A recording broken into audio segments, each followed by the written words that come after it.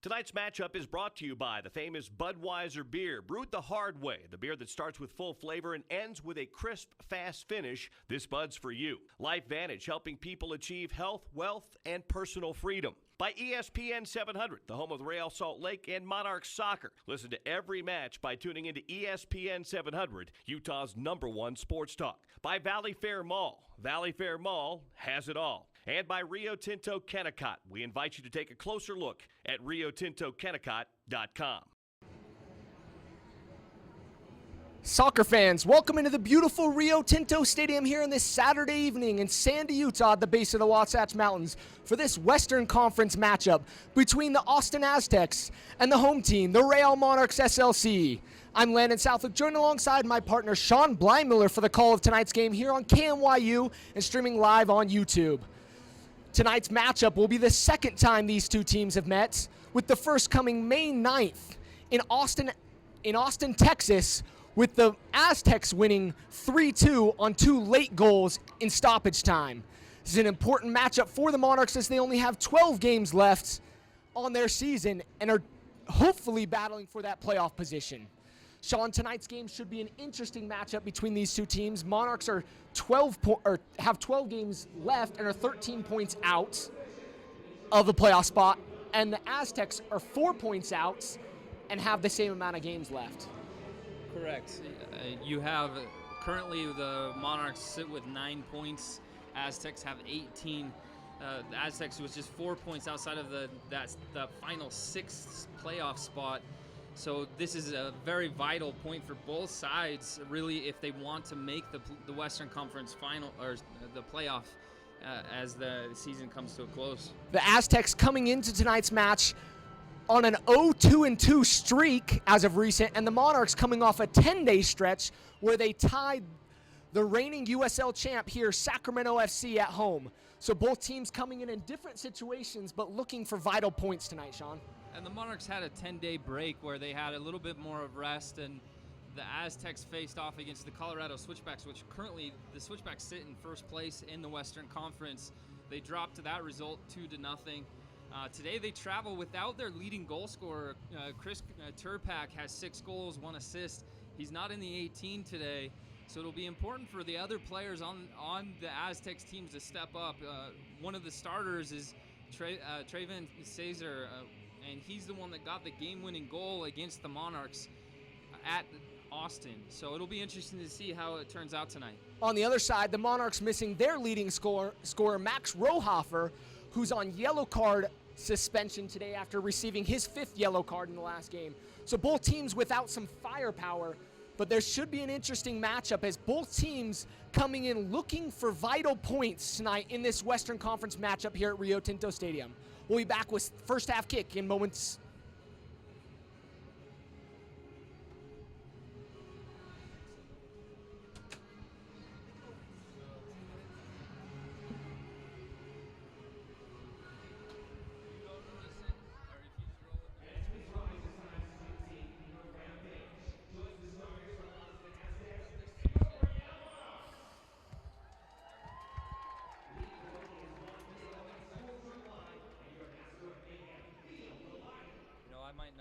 I might use it eventually, but right now I'll go without it. It's a 90 until you're back on.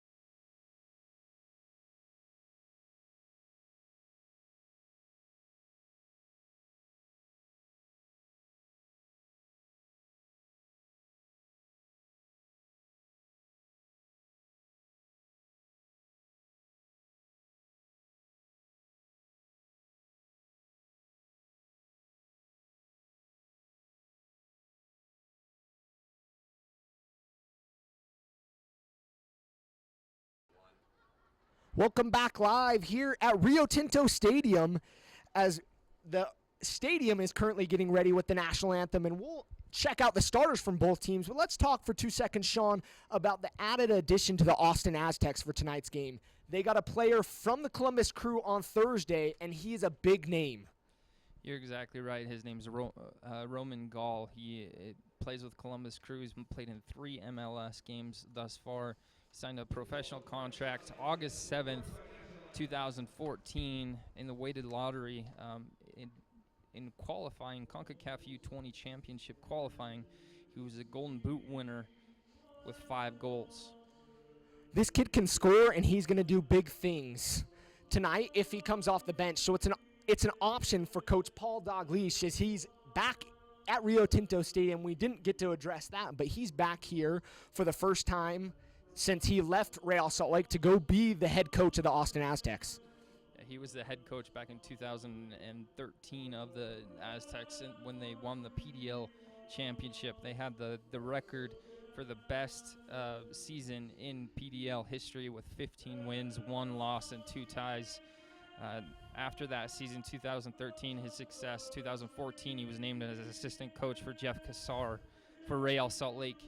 He was here for about 8 or 9 months, and then he was asked to come back and be the head coach again of the Aztecs when they went to the USL side. Well, Sean, let's check out the starters for tonight's matchup between the Monarchs and the Aztecs. Let's start out with the visitors. So starting in goal, you have Devin Perales, number 1. He has 4 shutouts on the year. We'll talk a little bit more about him as the game goes on. Across the back, number 19, Max Gunderson on the right back. Number 25, Lance Rosenboom, center back. Number 77, Fernando Timbo, center back. Number 3, Michael Ambrose. Number 11, Greg Mulamba. Number 8, Andres Cuero. Number 16, Antonio Roca. Number 12, Drew Yates. Number 21, Trevin Cesar, we talked about in pregame. Number 17, Brendan King. Now going to the other side for your Real Monarchs. Starting in goal, you have number 24, Eric Oswald. Across the back line, number 15, Jordan Morel. Number 20, Emilio Orozco. Number 22, Darian Copeland. Number 4, Riley McGovern. Starting as a holding midfielder tonight is Tyler Arnone. He did a fantastic job against Sacramento Republic. He was probably the player of the game if it was not Eti Tavares for getting that tying goal. In the midfield with him, you've got number 6, Alex Sunley, number 10, Ricardo Velasco, number 18, Lucas Baldin, number 11, Emery Welshman, and number 28, Maicon Oriana. The Monarchs with a typical lineup you would see for their parent club, Real Salt Lake, as they have the diamond in the midfield. And the importance of that diamond is to have a great defensive mid. And tonight, that's going to be tasked to Tyler Arnone. Tyler Arnone has a great ability to be in the midfield and the defense, but tonight he's going to have a tough task of sitting right in front of his back line. You know, Tyler Arnone was the 2013 Big Ten Midfielder of the Year for Michigan University. He was the co-captain. And like I said, against the Sacramento Republic 10 days ago, he played outstanding. He was a player to disrupt the flow of the Republic's possession. And in that holding role, that's exactly what he does. He might not win every ball. He might not win possession all of the time, but he's going to be a pest and a thorn in the side of the opposing team to force them to play a ball before they're ready and give up possession where his teammates can pick up the spilled ball. He's going to be a player to watch for. And on the other side, multiple players to watch for, but really, honestly, you're going to look to the bench all night, wondering if Gall is going to come on and be a difference maker late for the Aztecs. Paul Dalglish knows this field. He knows how Rio Tinto's played. And in front of a beautiful crowd here tonight, expecting around 10,000, will be the largest crowd the Monarchs have had here in their inaugural season. It'll be interesting to see. And the Aztecs traditionally have been playing more of a 4-4-2 with Turpek. And also, you have your other forward missing tonight, Touré.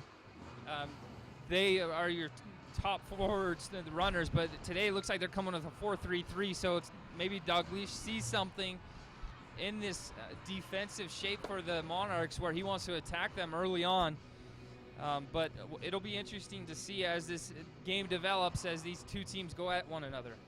And we're moments away from kickoff here at Rio Tinto Stadium.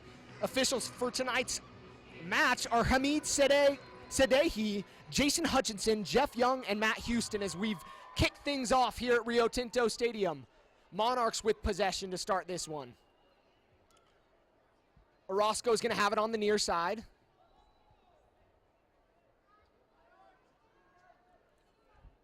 Monarchs not afraid, Sean, to play it around their back line, something Freddie Juarez has talked about quite often in this season.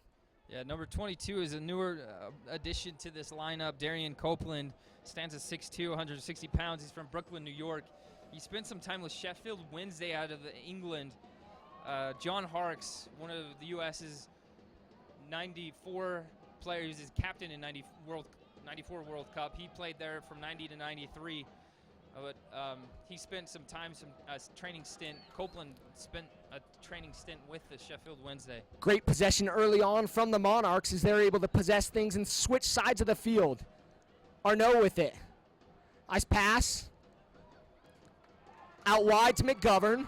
McGovern's going to clip things in. Just across the 6. No one's home. But a great early ball and great signs from the Monarchs as they're attacking early, Sean. Yeah, you want to see the Monarchs keep possession in the attacking third, connect 3-4 passes like they did there. They found Velasco's feet in the checking run. He's able to lay it off. And then Arnone slots the ball out wide for McGovern to serve it across the face of the box. Just doesn't find an end target. Maybe he can put that on someone's foot, or the runner can make their run a bit earlier. Perales with the goal kick for the Aztec. Copeland's going to go up and win that one in the air. Looks like someone's down in the midfield. Looks to be Ricardo Velasco. Might have taken an elbow to the face. We might see this come up on replays, but Darian Copeland rises above his challenge, leaps up high to win this. Now, he scored the goal against Arizona United away a couple weeks ago off of the service on a cross, but hopefully Velasco is okay. Never like to see head injuries, especially early on in a game. No trainers come on the field, so they're going to allow him to stay on, I believe. Kind of checks his mouth. Looks like he's all right. We'd like to give a special shout out to Eberle's Army, the supporting group of the Austin Aztecs. They're watching. They've got a watch party at a bar out there in Austin. We'd like to welcome them into tonight's broadcast here on the YouTube feed. It's important to talk about the supporters. They have established the Capital City Cup, which Austin has 7 points versus Monarchs have 5 on the season so far in that fan-made cup. Arnaud out wide to McGovern. To Sunley. Baldine. McGovern's touch is a little too long, and the Aztecs with possession.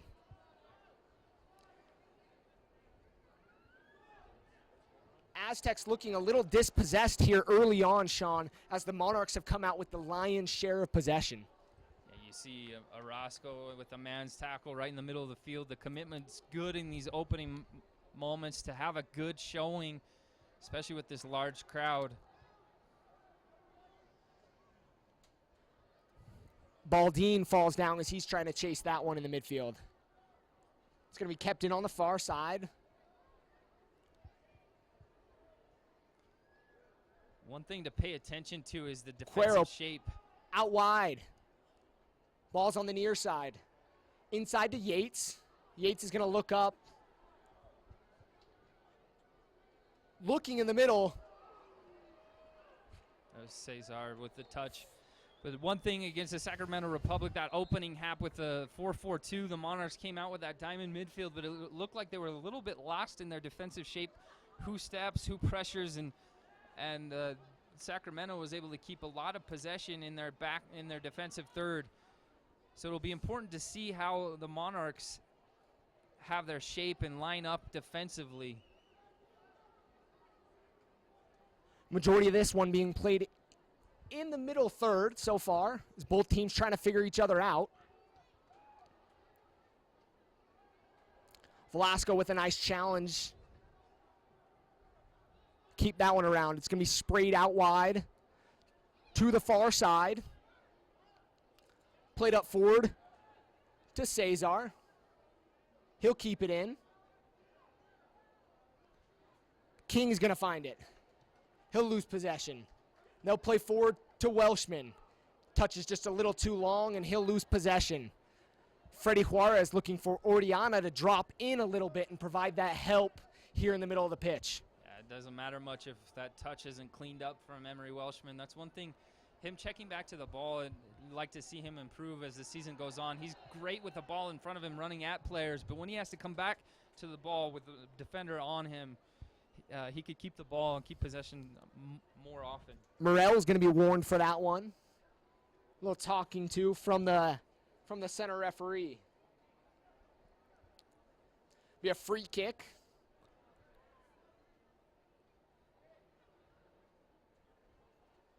About 45 out on the near side for the Aztecs. 6th minute here at Rio Tinto Stadium on this beautiful Saturday evening. Not a typical thing for the Monarchs to have beautiful weather, but tonight is gorgeous. They've had horrible luck thus far this season, but tonight is beautiful. Can they take advantage of the weather? Oswald's going to be in the sun, so watch that. The shadow's just barely creeping out, and his 6-yard box is in the shadows, or in the sun, I apologize. So that's something to watch out for as this ball's knocked in, and Velasco is going to be getting treatment on the side of the field as this ball is going to be whipped in, find the head of King, and he'll head that one wide. Not a bad free kick for the Aztecs. Kind of suspect marking as he was able to find space on top of the 18. That looked like it was center back Fernando Timbo that found himself free, but you're right, he can't be that free for a header.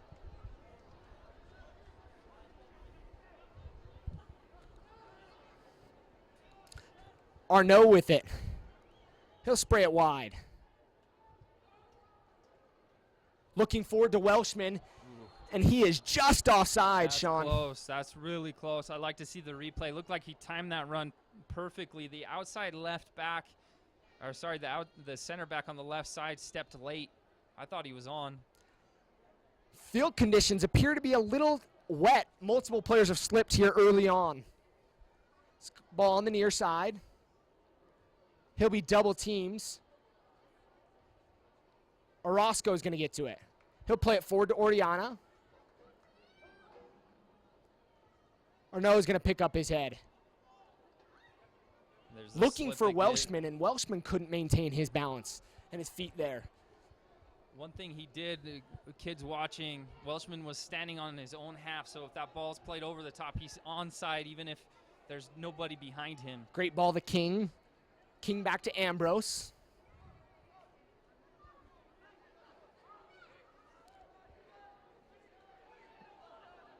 Monarchs doing well of team defending so far and making sure they have numbered advantages on all their defensive assignments. Yeah, it's a good opening 9 minutes of play. Like I mentioned, Sacramento Republic, that opening 20 minutes, Justin Braun comes in, gets a goal to go ahead, and then they had a majority of the possession, and they were able to knock the ball back and forth in this area. But it looks like the Monarchs are starting to press better and close down the space in groups. Sean, an early issue for the Monarchs on the season was giving up goals in the first 10 minutes. We're 9 minutes in here. Something to watch for. The Monarchs have had possession, but they cannot give up those quick counterattacks. You're right, and a highlight for that, switchbacks who are the top of the Western Conference. They played a long ball over the top, and it was just a miscommunication between the center backs. So it'll be important to have the organization across the back line. Copeland's going to get there, and it'll be last touch by Copeland as he tried to knock it off King, and we'll have our first corner of the match for the Aztecs. Be on the far side in the north end of the stadium. King's going to take it. Watch for Fernando Timbo, number 77. It's going to frame, but it goes over everyone. Whip it in and put it well over everybody's heads towards that back post. No one's home.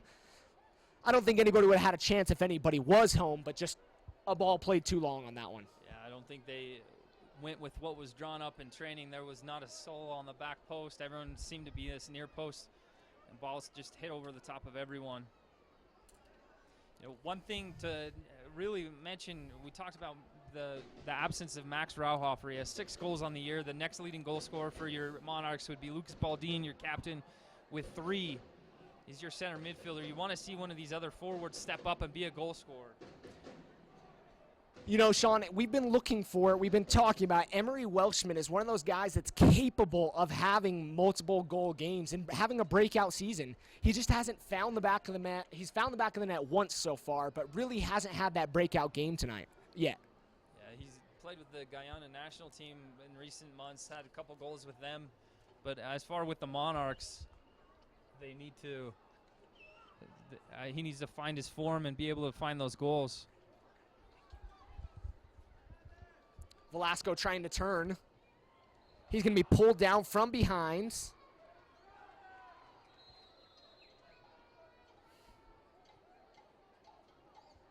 Center ref's going to warn Cesar up there. This is the 3rd warning we've seen so far. You like to see that he's having discussions with the players and not throwing cards early. But how long can you warn players without throwing cards?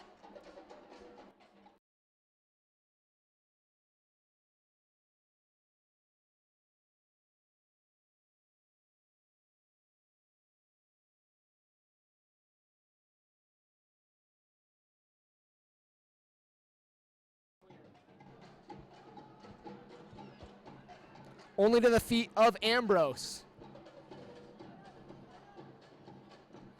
Ambrose to King. King's going to have it. It's going to pass him. Aztecs doing a great job right now of maintaining possession in the Monarchs' final third. This is good patience from the Aztecs. Not forcing the issue, keeping the ball. Nice little move by Cuero. His ball up over top. Doesn't find the run of Yates. McGovern looking forward to Welshman. It's going to skip just out of bounds in front of the Aztecs bench. McGovern being one of the Iron Men of the Monarchs this season. He's played 1,081 minutes so far. The only one to be anywhere near him would be Ricardo Velasco with 1,085 minutes. It's a lot of games played and a lot of miles run by him as an outside back. Have you visited the new USLsoccer.com? Get the latest news and live stats and check out the new social media hub. Ambrose with it on the far side. Aztecs doing a great job of having patience. Ball's going to be played up top to Trayvon. And he's going to be just offside. It looked close. It looked like he almost timed his run perfectly in between Orozco and Copeland, but assistant referee signals for the offside. Something of note, Sean, the Monarchs really haven't had two center backs that have played a lot together this season. It's been a different pairing almost every game. Yeah, and that's important when you're trying to create camaraderie and figure each other out, each other's tendencies, when to step, when to stay, when to cover. In recent weeks, Chris Schuler has spent some time with the Monarchs in his rehabilitation trying to get back to the Real Salt Lake first team. But it's very important to know each other and communicate well, just so for situations just like what we saw is stepping together, not allowing for players to get behind. Ball's going to be played back to the keeper. Here in the 15th minute. He's going to miss-hit that one as he was looking for Ambrose, who had space if he would have found him, but just miss-hit that and knocked it out of bounds.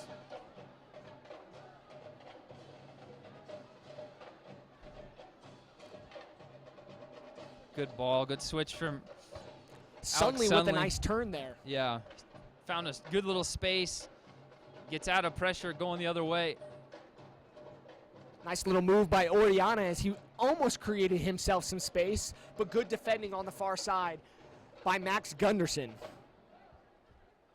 One thing with the first half against the Republic, the Monarchs got stuck going one direction, one-sided. They really were more direct going forward on one side of the field. They scored the goal when they were able to find the switch to Eti Tavares. This early on, they've already found that pass to release and break pressure. McGovern misjudges that one, goes right over his head. He wasn't sure where it was going to bounce. Probably could have kept it in with his feet, but tried to go for the head and then had to adjust to it.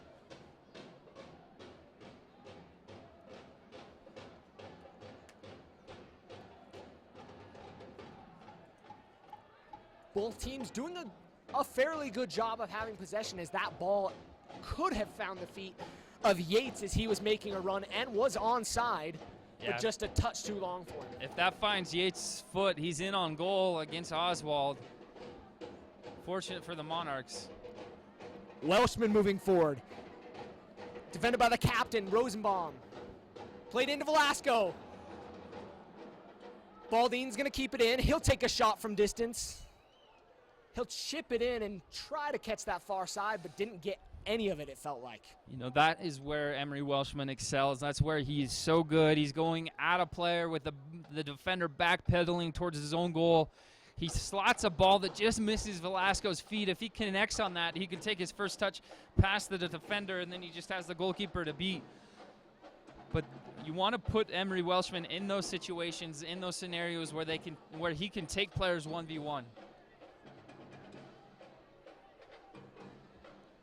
Perales taking his sweet time down there on the goal kick. He's had a great season, one of the best keepers this season in the USL.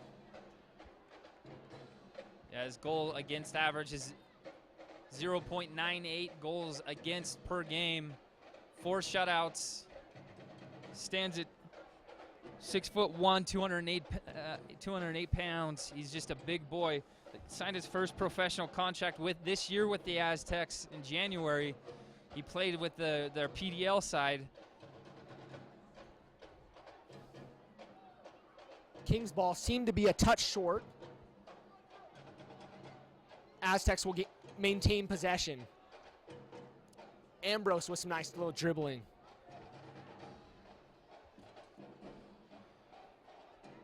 You look at the shift of the Monarchs where almost everyone is on that side of the field. If you draw a line straight down the middle of the center of the pitch, everyone except Riley McGovern is on that side to press and shrink the field. Great defending by Jordan Morrell as he lays down on the grass to make sure that cross can't get in from Gunderson. You'll notice early on, Sean, that both outside backs from the Aztecs are pushing really far forward into the attack. Yeah, Max Gunderson, number 19, Michael Ambrose. Ball's going to be feeding whipped forward. in. An attempt at a bicycle kick as King's going to whip it back in. And Copeland's going to clear that one. I don't know if the fans at home could hear the audible sigh from the crowd. This is the loudest that the stadium's been for the Monarchs this season, so it should be fun to see how they deal with this situation and this environment. Nice crowd on hand, like we mentioned here at Rio Tinto Stadium here on this Saturday evening. Well, they're simultaneously playing at the same time as Real Salt Lake. Ball's going to be played out wide to Ambrose. Ambrose on the far side of the field. Going to whip it in with his left foot. Ball's going to find the head of Cuero, and that's going to be knocked down by Eric Oswald as he's going to keep that one from being in the back of the net. Yeah, it looks like Cuero does well to head this down, but luckily for Oswald, it bounces up, so it's right to his hands. If this stays on the goal line, it'd be much harder for Oswald to get down to. Great header as he was able to break free from Jordan Morrell. You'll see that on the replay. Two things you can do a little bit better.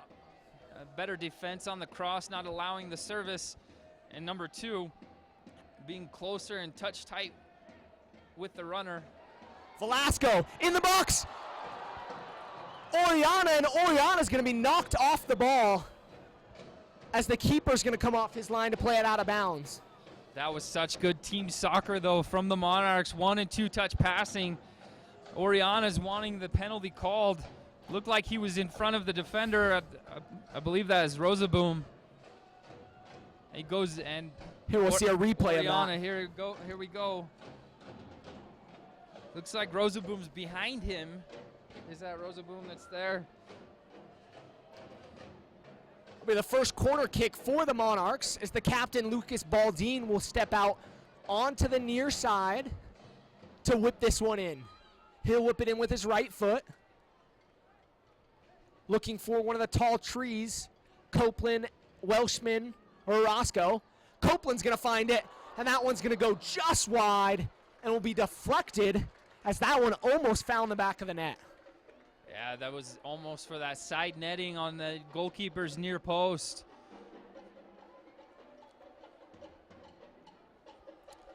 Monarchs will get a second try on this one. Corner number 2 for the Monarchs.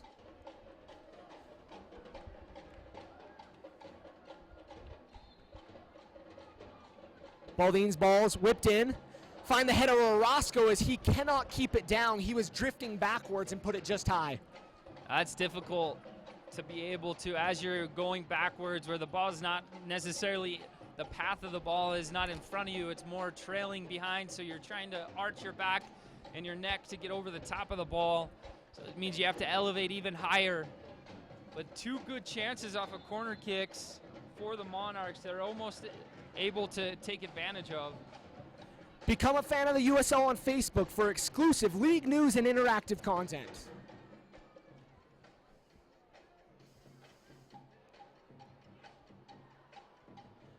Two Monarchs were right there challenging for that one. Needed to be a little bit more on the communication side, as Yates will have it on the far side. We'll play it back to Gunderson, to Cuero.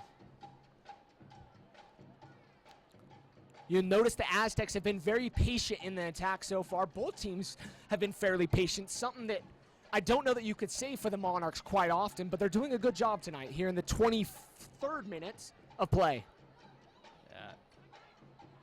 Both teams have shown that they can possess throughout the season. The problem is scoring goals. Baldin Need to be a little more careful on that challenge. He probably could have been called for the foul, but he gets away with that one. Great defending by Morel.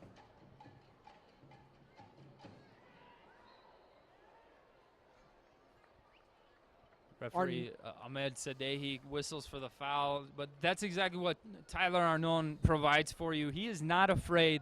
He's not shy to go into duels, just like you saw there.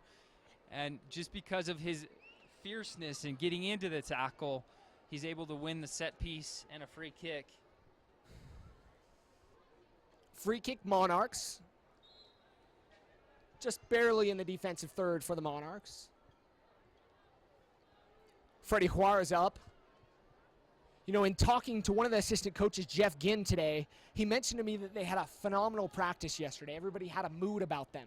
He said they were coming out ready to play this game, which he couldn't say for every game they've had this season. So kind of an interesting play as they've done well so far to maintain possession, but both teams coming out and playing well here early on. Freddie Juarez said after the Republic game, the first half we had players that didn't show up, that didn't put enough into the game. He's such an animated character. It's fun to see him in interviews, but he's very involved in his direction with his players. Here on the sideline, he's pointing and coaching, directing where he wants players to go. But he has a high expectation for all of them. Ball's going to be whipped in and plucked out of the air by Oswald. He's looking forward to Welshman, and that one almost found his head. Yeah, Fernando Timbo does just enough to not allow Welshman in behind, because if he doesn't get a touch on this, Welshman could be in, even though the referee held up the offside flag. Great defending by Orozco as he's able to hold off the run of Yates. Yates 6'1", 173, doing a good job, has speed on that far side. He's a player to watch for. Yeah, he's played 679 minutes, 2 goals, 1 assist. So especially with Turpak, Chris Turpak being gone, Drew Yates is one that's going to step in and be an impact player for the Aztecs.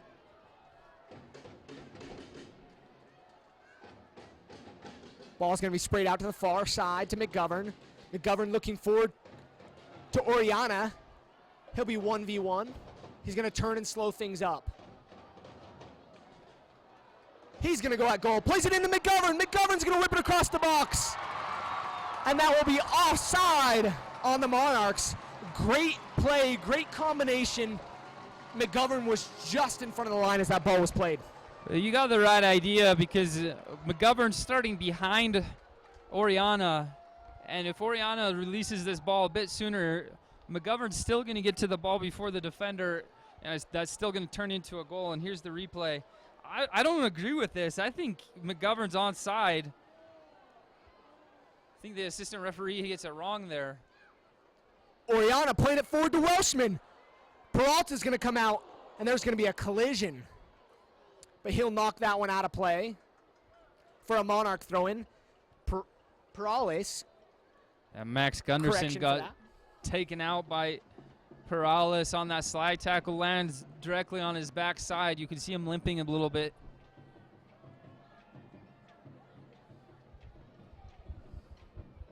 McGovern forward to Velasco. It's going to be too far for him, as he's going to be, him and Timbo are going to chase it forward. Timbo is going to find King. Sunley with a great defensive effort to hold things in for the Monarchs. Now, Timbo's been the best player in the back line for the Aztecs. He comes from Curitiba in Brazil. He's 6'1", 190 pounds, played 727 minutes so far, but he's sat in vulnerable spots to help keep it. Cesar is going to be showing his speed. He'll be out wide on the far side, defended by Copeland. He's going to go inside, cuts it back. The ball's going to be just past the feet of Cuero, as Cuero could have had an opportunity if he may have slid on that one. But they're going to maintain possession.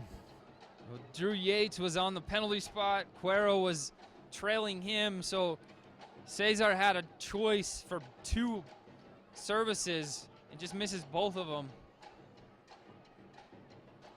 Ball's going to be played all the way back to the keeper. As Orozco is going to head it back to Oswald. Great little header back to flick that back. Those are kind of scary when the whole team of the Aztec front line was offside, so he was kind of in a no-man land. He had to make a decision, played it back to the keeper. Smart play from the Monarchs. Shows a lot of confidence that he can do that skill.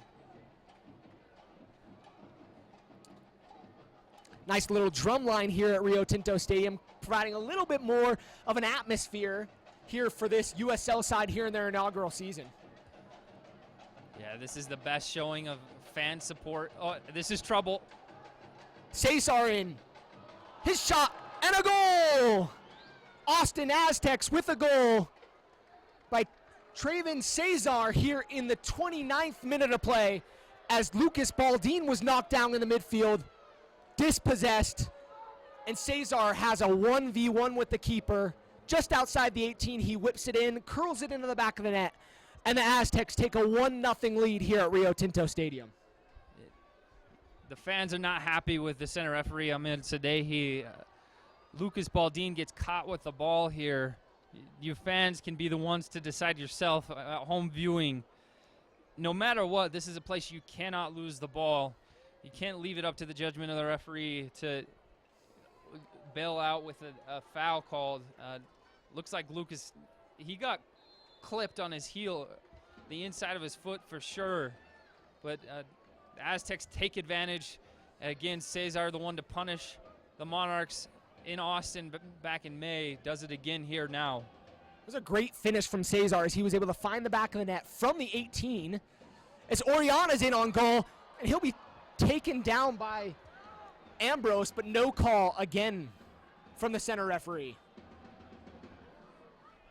Copeland's going to head that one out of bounds. It's a couple times Oriana, he gets bumped off the ball. He's not very big on stature. I'd like to see him be a little bit stronger in the challenge. Monarchs coaches besides themselves right now. So the ball is going to be whipped in and on the other side of the end line, so out of bounds for a goal kick.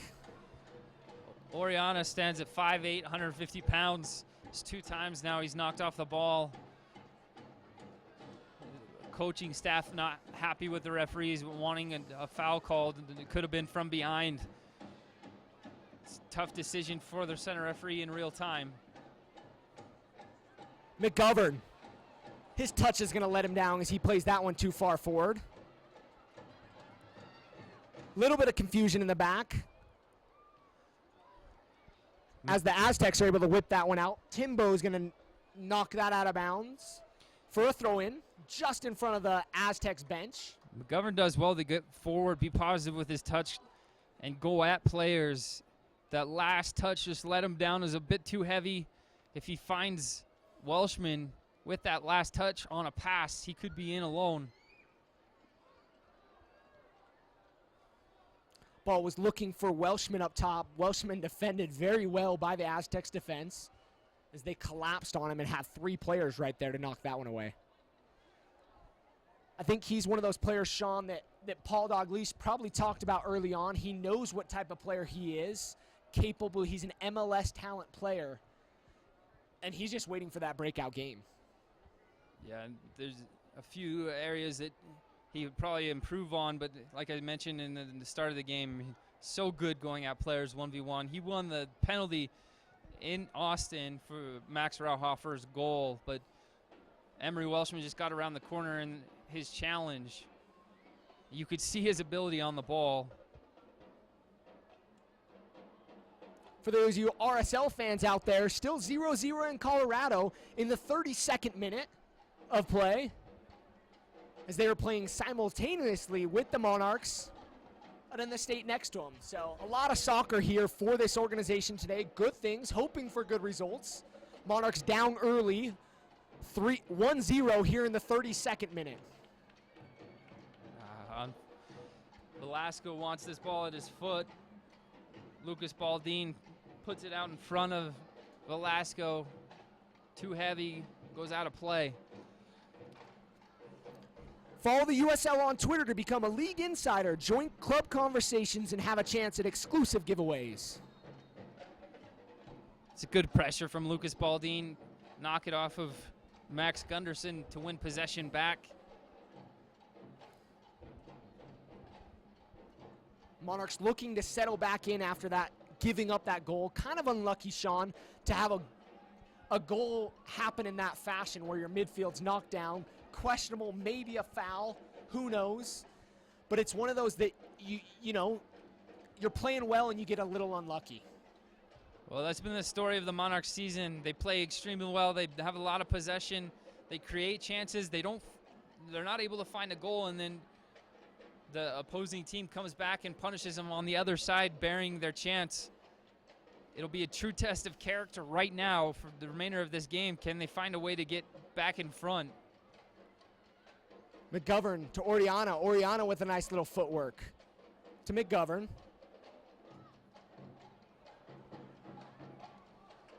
McGovern's going to play it out of bounds. He's wanting a foul. He thought he was bumped at his chest. Might have been bumped a little bit, but this ref, as you've seen early on, Sean, is allowing play to happen. Hasn't been a lot of fouls, and no cards given here early on. Yeah, he's allowed a lot of play to go on, which you want to see a flow and a rhythm build. Ambrose is one to mention. He left Maryland a year early to join the Aztecs. He was one that many thought could be in the Super Draft and is an MLS player, our caliber of an MLS player. This ball's going to be too far, and Orozco is going to find it.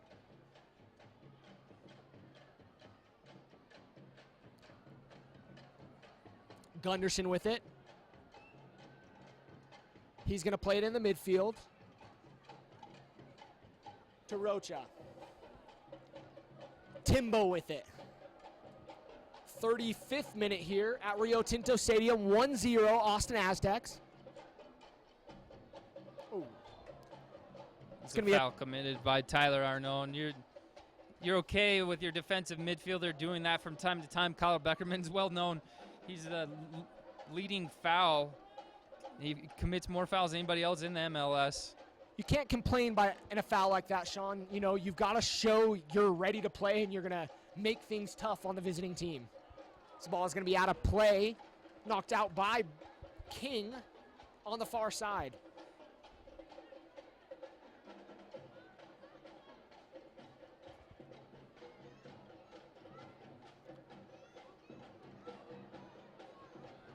Welshman almost found the feet of Oriana. Copeland's going to win that header. Oriana's been very close, just maybe a step off from finding that entry and leeway in behind the back line. It's very close from the service from Welshman and from your midfield. He's a local player out of Provo, Utah, a guy that played overseas for a little bit and is back here with his local club. Good to see a local product on the field for the Monarchs. He's originally from El Salvador, moved to Provo, and he's 8 years old, and then was part of the RSL Academy until 2014. Summer 2014, he decided to go on a walkabout in Europe, trying out for a number of professional teams. Ball found the feet of Cesar, but he's unable to settle it as McGovern clears that one out.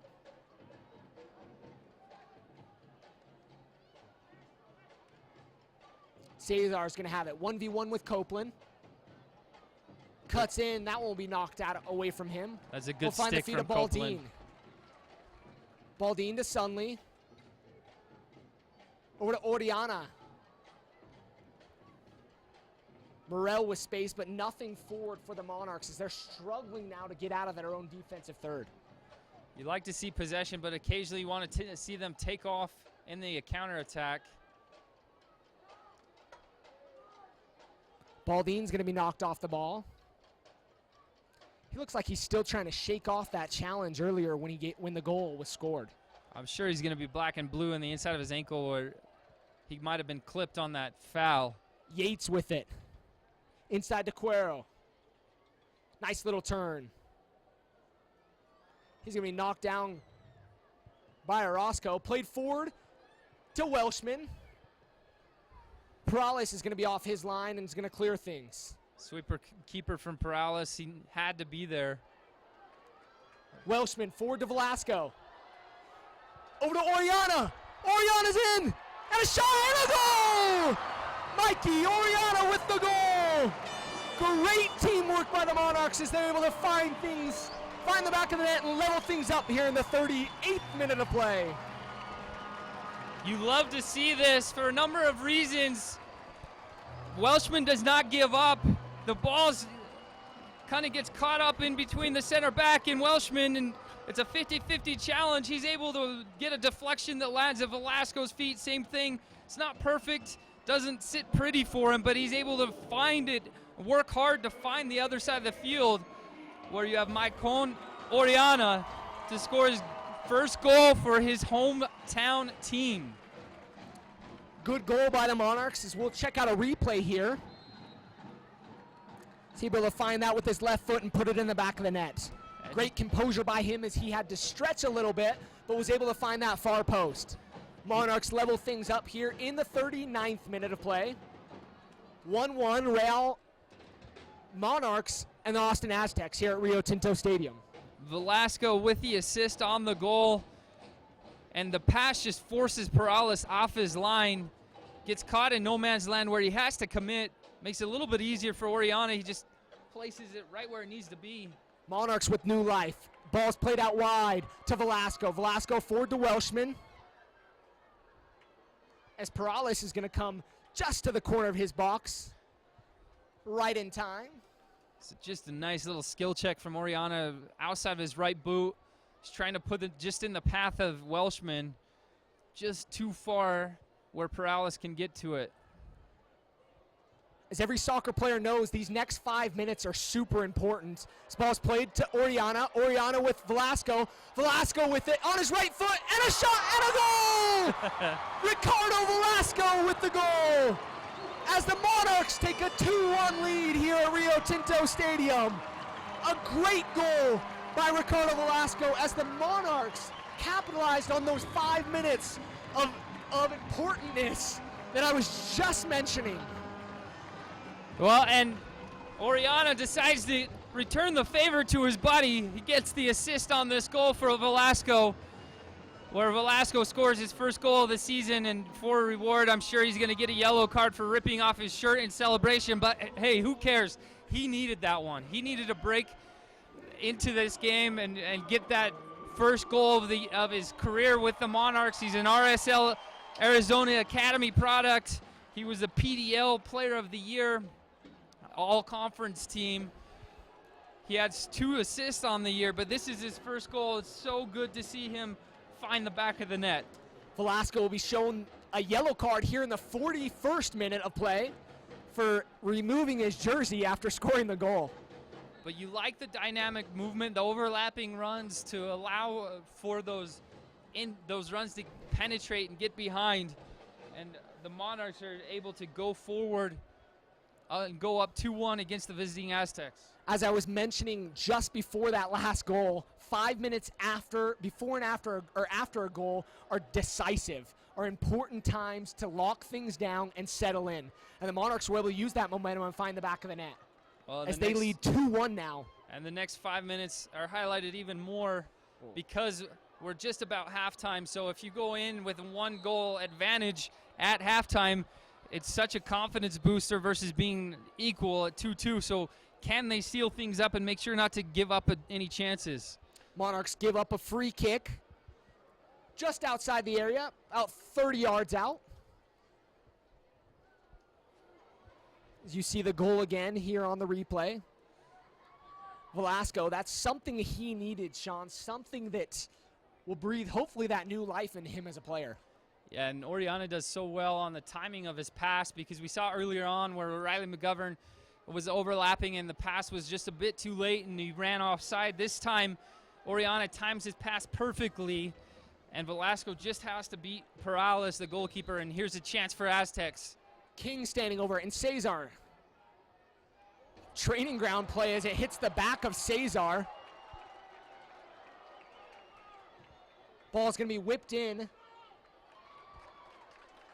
Not a great ball, but if there would have been runners, possible opportunity for the Aztec. Well, a lot of that is in the defensive shape because everyone's marked up. That forces the set piece taker to try to squeeze in a pass into tight space.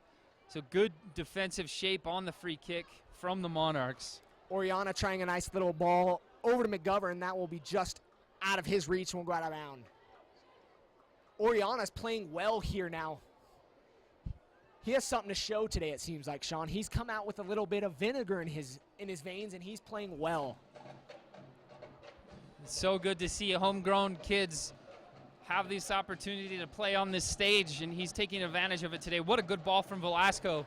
Oriana with it on the far side. He's going to whip it into the box. Over the head of Welshman. Baldine's going to chase it down. Clipped forward to Yates. But Morel there to pick it off.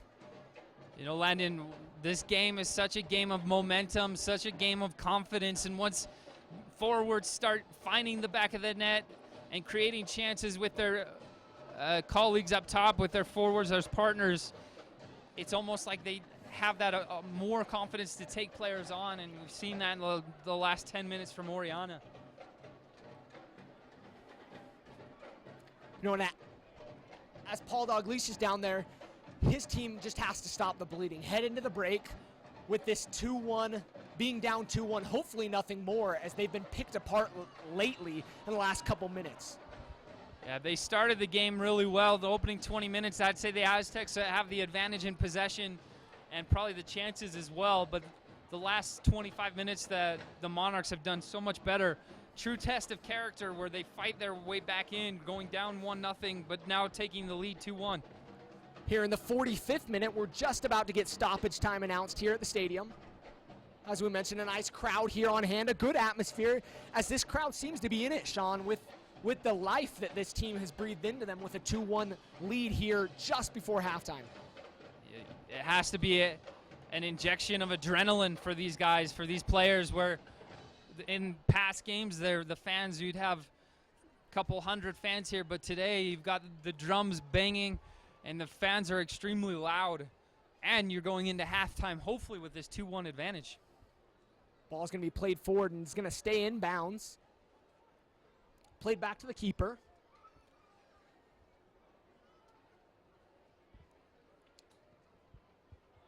Played forward. To be honest, Sean, the Aztecs look a little bit out of sorts here in these last few minutes, as 2 minutes of stoppage time have been announced here.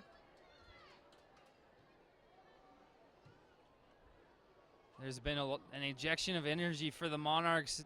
Their pressure's been better. You can see two guys on the ball right now making life difficult for the Aztecs. Traveling from Texas to a higher elevation, this moment in a game is so much harder. It's harder to breathe. Your oxygen levels are lower. Ball is going to be in the midfield. Played to the back line. Emery Welshman applying pressure. He's going to find the ball. 2v1 for the Monarchs. Emery Welshman or Mikey Oriana. Oriana with the shot. And that one's going to be saved by the keeper. Oh, so unlucky. Emery Welshman might want this back on his own foot where he goes to goal. It's a good service. He gives a good chance for Mikey Oriana. And Devin Perales just gets big and has a hockey-type save with his foot. Looked like he was going for the nutmeg on that one, and Perales was just able to get something on it and keep that out of the back of the net. This is trouble. Slipped by Baldine. Ball's played inside the box to Cesar, just too far for him. King with it, with a shot, and that one's going to be deflected and out of play as Baldine slipped and gave up another one in the midfield. Well, and there you have Tyler Arnone again committing himself into tackles, and he slides to take this deflection to make sure it's not on goal. Goes into a corner kick for the Aztecs. But you're right, Lucas Baldine slips and gives up possession in such a bad spot. Ball's going to be played in from the corner kick on the near side. Whipped in. No one home. It's going to be knocked out to Rocha. Be deflected by Copeland. Looks like it hit his head as he'll go down to the turf. He'll get some attention by the trainers, but that will be the end of the first half here at Rio Tinto Stadium as the Monarchs come back from giving up an early goal to taking a 2-1 lead here into the break. Yeah, Oriana being the one to probably be the player of the half with a goal and an assist. Ricardo Velasco getting his first goal in the year as well. I mentioned at the start of the broadcast, our leading goal scorer for the Monarchs, Max Rauhofer, with 6 goals, missing tonight because of yellow card accumulation. So the other players, forwards, had to step up and be present.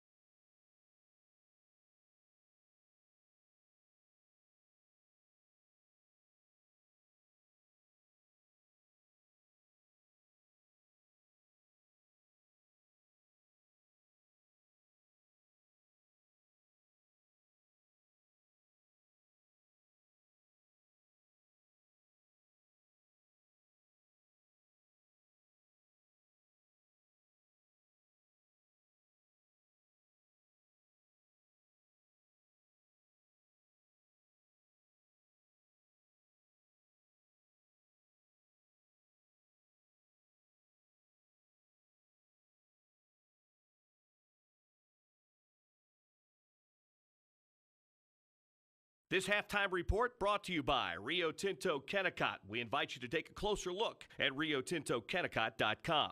By Corner Bakery Cafe. Come get a taste of what's happening at your corner. By Life Vantage, helping people achieve health, wealth, and personal freedom.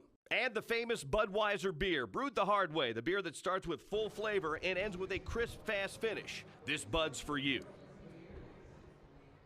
Sean, this has been an exciting one here in this first half of action as the Monarchs take a 2-1 lead here into the halftime break with goals scored by Oriana in the 38th and Velasco in the 39th after giving up an early goal to Cesar in the 29th. So it's really been a game of cat and mouse here early on, and then the goals opened up. You're right.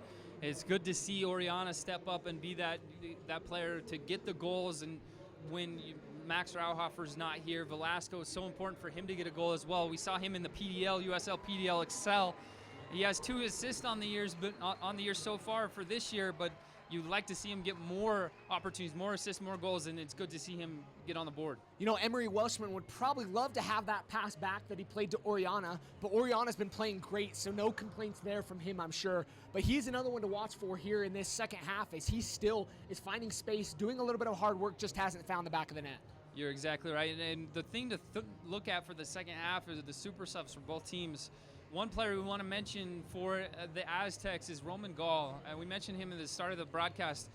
Roman is a U20 U.S. international, and in CONCACAF qualifying or tournament, he was the Golden Ball winner with 5 goals. And you know, Greg Berhalter, who's the technical director and head coach of the Columbus Crew, he said this about Gall. He says this is a chance for Roman to continue his development by getting match experience with the Aztecs. You also have Paul DeGlish, head coach of the Aztecs, saying Roman is one of the top American players in the country. He proved this by being the top goal scorer for the U20 team in qualifying last year. So it'll be important for the Monarchs to seal things up in the second half, but that's a player to watch tonight and into the future Roman Gaul. And on the other side, watch out for number 7, Eti Tavares, who came into this last match against the Sacramento Republic FC here at home and was able to score the game-tying goal. Yeah, he provided a lot of pressure defensively, and then going forward, he took players on, and he had a great first touch to settle in the box from an assist from Ricardo Velasco and just slots it to the far post. This was, of course, against Sacramento Republic. So we'll look to see him probably come in the second half. Maybe Garrett Losi as well as forward that's on the bench tonight as well. Both teams with opportunities to bring in 5 players here in the USL, as we are 2-1 here at half at Rio Tinto Stadium, and we'll be back with the second half in a few minutes. The touch to Beckerman. Plata in, Plata shot, Plata goal!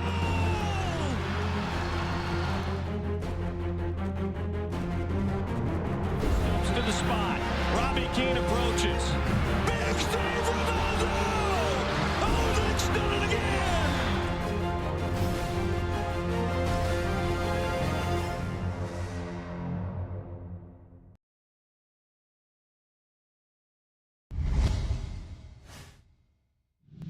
Credit to Seba. I mean, this guy is incredible. I'm so happy for him that he's doing well, on the score sheet. It's a pleasure playing with him. He works endlessly. And, I'm sure it's very tough for a foreigner to come in here last year and, acclimate to a new city, to a new team. And he's always been positive, always been happy being around the group and always working hard. So very happy to see him score. You can see his engine that he has. It's getting to full strength. He looks back from his injury, but he's about hard work. He's about being threatening, and you can only do that when you're really fit. He's feeling it right now. He's confident. He's making good runs, and guys are delivering the ball. Great ball. It was the right ball, and then it was the. It just shows what Sebastian's about. When we went and watched him play down in Chile, he did that over and over and over in the games that we watched, and he can be relentless with his work ethic. He's going to continue to create problems and score goals. He's working hard, and I believe, that's when he came here, he came with a lot of pressure, DP, everyone's talking about him. And he couldn't score for a long time, but after the first goal, and he's scoring like every game. So I think he released, that pressure, and now he's enjoyed the game.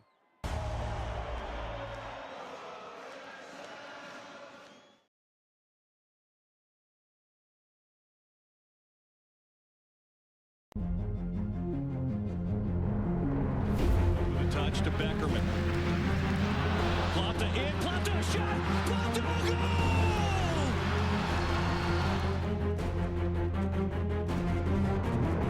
Comes to the spot. Robbie Keane approaches. Big save, Ronaldo! Oh, that's done it again!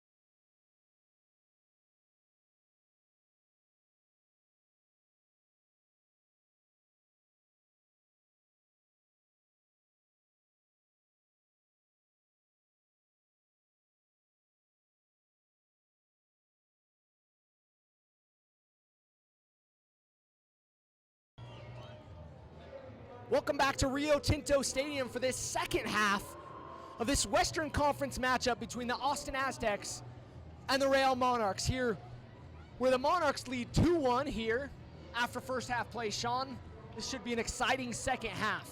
You're right. The Aztecs have already made a couple of changes. We're just trying to see where they're going.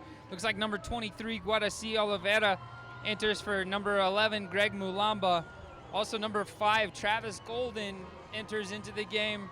Travis is a defender, and he'll slot in maybe on that far side, on the near side, left outside back. We'll see as this develops. But one important note to bring up is that the 6 top teams in the conference will make the playoffs as the season ends. There's 12 games remaining. Currently, Orange County Blues sit in that final 6th spot with 22 points. And it looks like Travis is coming in for Fernando Timbo. So we're underway here in the second half.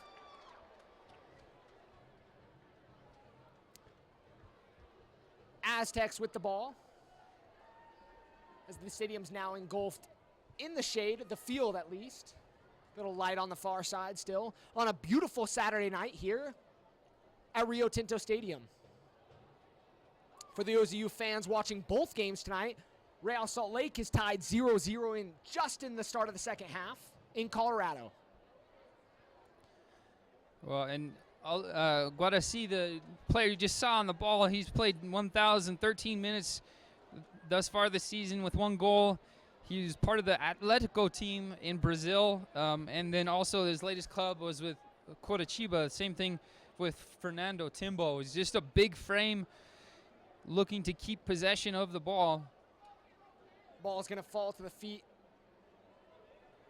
of Travis Golden for his first touch as he'll play it forward. Go all the way to the keeper for the Monarchs. McGovern. Still touch from Sunley.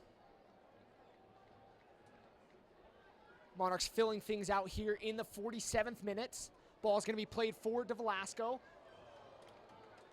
Velasco got caught by the turf monster. A little bit of a sniper there. He's got his eyes on the ball. He's trying to bring it down and just misses the touch. Great ball played forward, though, and a great idea. Morel to Roscoe, who's played well. He'll look forward to Welshman. Welshman is offside. Just straight down from the Monarchs bench. You like the movement, though. Velasco is out wide. He tucks into the middle, forcing his defender to follow him. Welshman now makes his run outward to the outside, a diagonal penetrating run behind. He times that run, and the ball is a good delivery. He'll have a free pathway into goal. Morel's going to clear things out. As Golden's going to be chased by Oriana. As Golden's going to look to knock that out of play, but he kept it in. Oriana with great work. Velasco with it, 1v1. He'll cut inside. Plays it across the box. No one home as that one's cleared out. Arnaud's going to keep it in. Out wide to Velasco on the near side to Sunley. Monarchs looking poised to get their third here in this second half. Look at Jordan Morel to get the ball on this far side.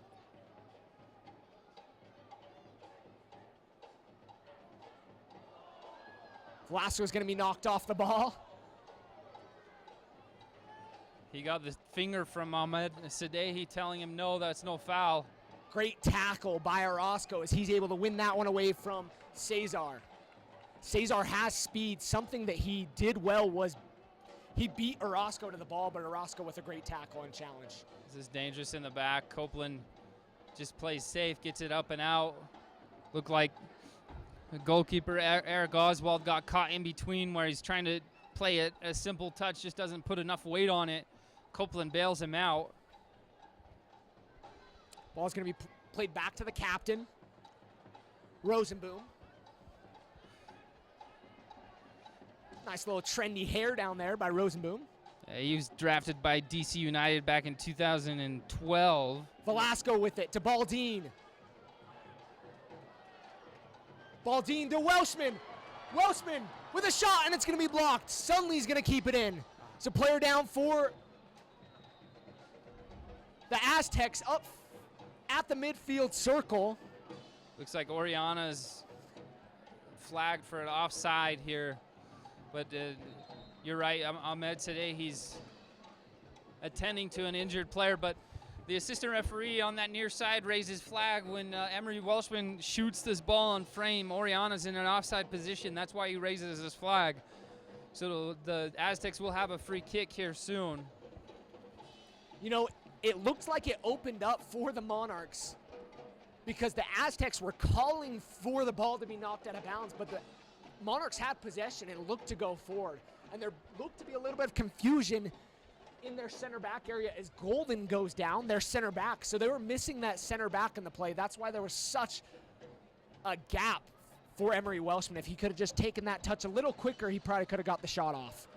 Well, and Lucas Baldine, he could have sprung Welshman earlier, but Rosenboom does well to cut off the angle. Rosenboom has played 1,415 minutes. He's a product of the University of New Mexico. I would be curious to see if he was teammates with Riley McGovern. But he was first team all MPSF. And top drawer had him as the number 37 in their top 100. Golden's day is going to be done after about 6 minutes of play on the field in this second half as he came on as a sub, but will be subbed off due to an apparent injury. He's walking gingerly as Brian Facchetti, 6'1" defender, will step into the center back area next to the captain, Lance Rosenboom. That's frustrating for Travis, just entering the match. Now gets subbed out. You never love to see that as a player. It's something that is hard to see. These players trying to make it here in the USL and trying to make it to the MLS, obviously. As Cesar's going to go 1v1 with Copeland. He'll have a player out wide. He's going to cut in with his right foot. Shot just wide of the near post. That's not far off. He almost picks out that near post, side netting. Here's the replay. He wrong foots Darian Copeland. Riley McGovern overruns it and just strikes a worm burner. One just flying on top of the grass, almost to that near post. Eric Oswald is doing well to cover. That one didn't miss by much.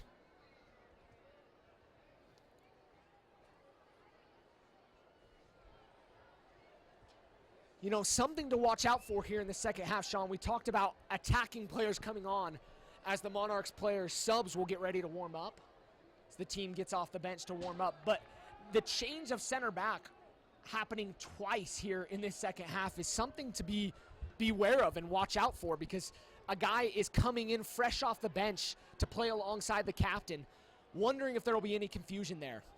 Yeah, especially when you're not anticipating coming in where Travis Golden might think he's playing that whole second half, only plays about 5 minutes.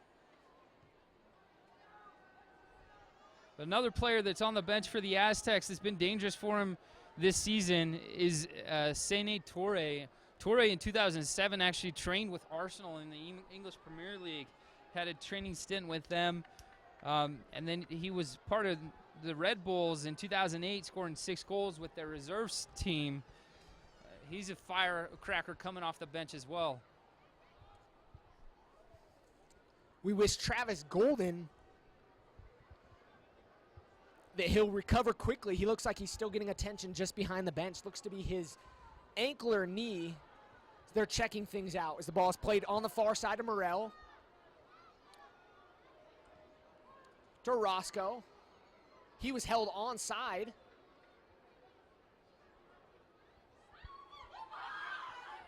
And the ball is going to be played wide. Clipped in to Cesar. Cesar was able to find space, just didn't get the head on the ball. He grazed it, and that one falls into the hands of the keeper. That was a decent ball from Michael Ambrose. Just finds Cesar in the middle of the 2 center backs, Copeland and Orozco. He's just not able to get any torque in behind it to have a good shot on frame. You can tell why He played at Maryland. He's a player of strong caliber. And has had some great crosses here early on, Sean.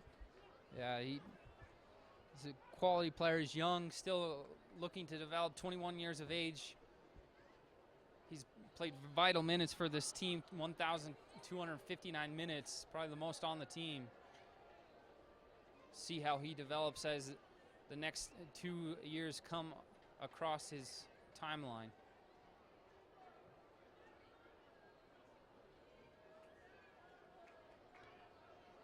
Ball is going to be out of play just at the half line. Gunderson's going to throw it in. Jordan Morrell not agreeing with that call from assistant referee. From our vantage point, it looked like it just went out of play. Ball's going to be played forward. Guadassi, but there'll be a foul on Cesar. Looks like Orozco might be getting a yellow card for this challenge on Cesar, or at least the last warning. Looks to be a warning. No card is shown by the center referee. Fourth official having a discussion with the bench for the Monarchs, telling them to calm down. This was the scoreline that the Monarchs had in Austin, Texas back in May.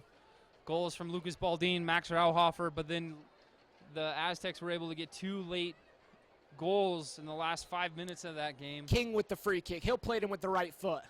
He'll whip it in. Finds the head of Brian Facchetti, I believe. I think But you're that right. will go just wide. Nike is a proud partner of the USL. Follow at Nike Soccer on Twitter for the latest Nike Soccer information.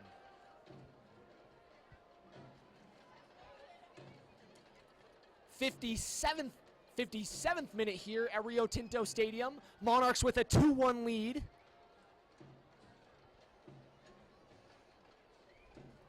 Monarchs being patient now with the lead. Want to take care of the ball. Don't want to give it up in bad spots. It's a decent look if that beats Brian Facchetti. Welshman's by himself.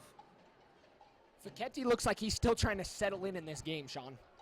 It's kind of tough to come off a bench in that situation as a center back, get injected in after the second half. So you've been sitting, maybe playing a little juggle on the field at half, but nothing really going for you there.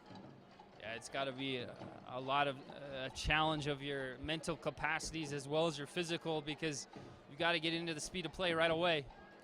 If you're the Monarchs, keep going at him, correct, Sean? You want to push for that opportunity, go at the weak link.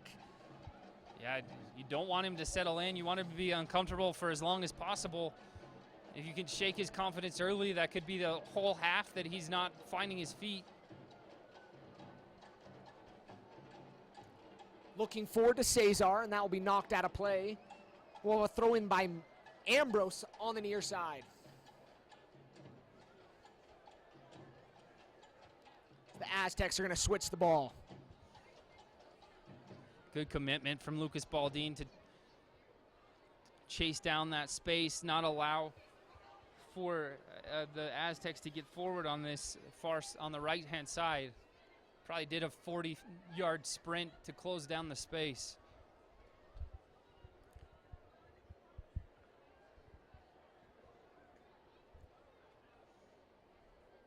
Austin with the Aztecs with great possession here, being patient. So Morell's going to cut that one off and knock it out of bounds. And that's where the shape is so much different with the diamond midfield, because Lucas Baldin, he's on this left-hand side and he's trying to cut off the pass through the middle, but then he doesn't want to get beat on the big ball, so he has to make a decision of where to go. Crafty turn from number 8, Andres Cuero, in the middle of the field. Little Cruyff turn to beat Velasco. So quickly set the ball and get things moving for the Aztecs. Yates to Cuero to Guadassi. Sprayed out wide to Ambrose. Ambrose 1v1 with McGovern. Sunley there to help. Oriana applying that pressure. He's been one that's had a lot of energy here in this one, in 60 minutes in, and he's still running like it's early on in the game. Welshman wants that ball out in front of him. If they're able to slot him, he's on a foot race, and you don't want him with his back to goal too often. Give him a chance to go at players. Ball's played out wide to King, whipped in, and it'll be headed out by Copeland. But it'll be kept in by the Aztecs. Ambrose. His cross picked out of the air by Oswald. He'll play it short to Baldine. One thing about your captain, Lucas Baldine, he was a semifinalist for the Herman Trophy Award. That's equivalent of the Heisman Trophy for college football, for college soccer. It's called the Herman Trophy. He was one of 16 finalists as he was a member of the University of South Florida. Ball sprayed out to the far side to Morel. Morel with a nice footwork. He's got help behind him to Velasco. Baldine's going to turn.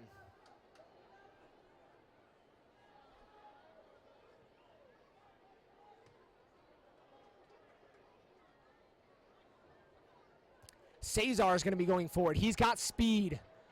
Arnaud and Copeland are there. Nice fancy footwork. He's able to shake Arnaud. His shot just wide of the frame.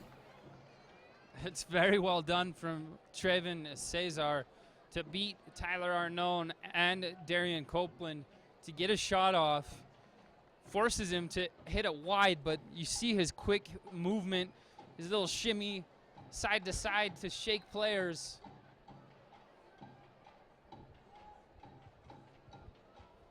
He's done a good job so far. He's a crafty player, Sean. He's a player to watch out for. He's still showing that he has speed here in the 62nd minute, and he's capable of taking on these center backs.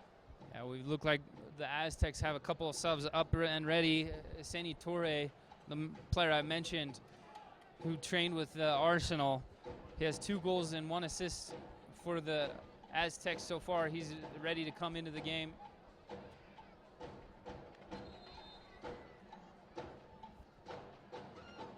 And the other sub, Sean, is one we've been talking about all night long. A player that's going to come in and show some force. Ingal. Leading the match will be Drew Yates.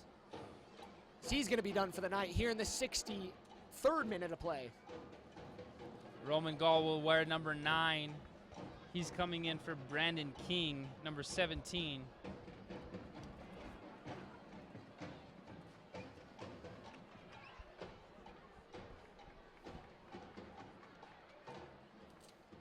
That will be the 5th sub for the Aztecs as they are out of subs here in the 63rd minute, Sean. Something you don't see very often. Gone through 5 subs in 63 minutes. Yeah, Paul Dalglish not happy with what he sees on the field. He's making a complete change early on. He wants to come after these points. We're at such a stage in the season with 12 games to play. They cannot afford to lose points, because if they do, they will have a hard time chasing that 6th and final playoff spot. Oh, that's good commitment from Emery Welshman. He slides in to win the ball, but Ahmed Sadehi saying that it was a unjust tackle. He catches, looks like number 19, Max Gunderson, on the ankle. Welshman's going to go in the book here in the 64th minute with a yellow card. Paul Dalglish was campaigning for this card right away, as it looks like the Monarchs will make a couple changes here as well. 2 players are set to come in.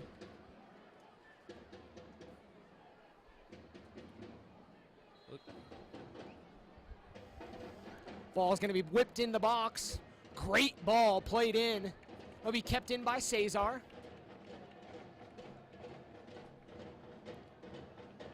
Out wide to Guarassi. He'll play it in. Orozco gets up for that one.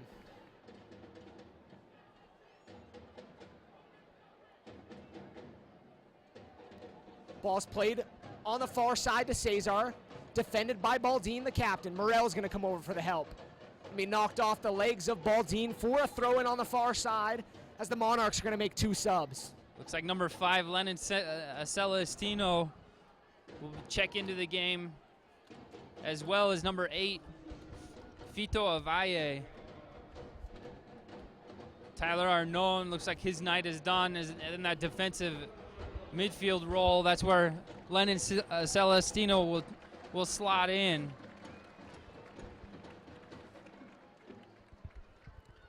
Both players coming on have played in quite a few games, Sean.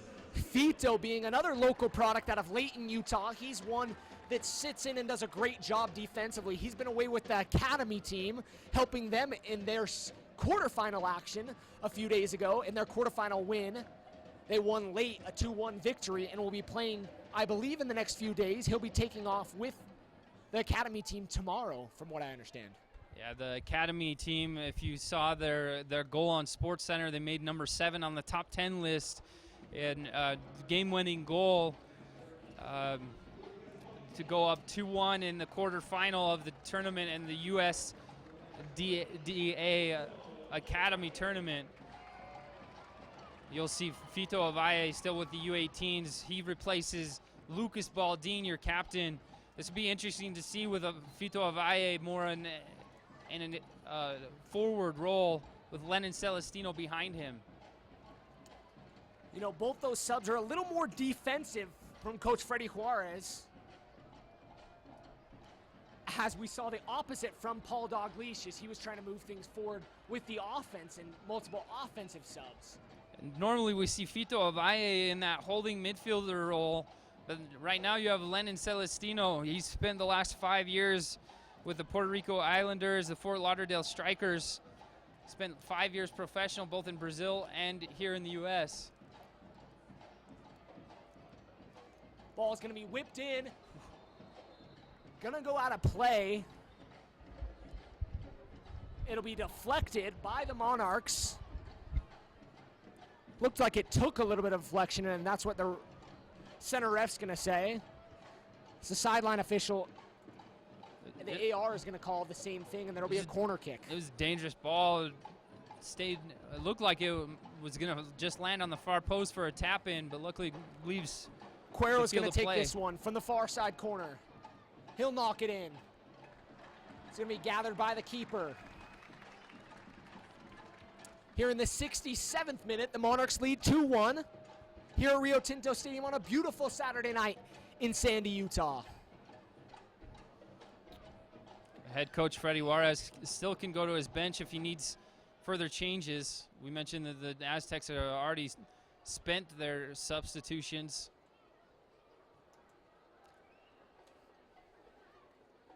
Sean, something you don't see every day with 5 subs being used early. I mentioned that.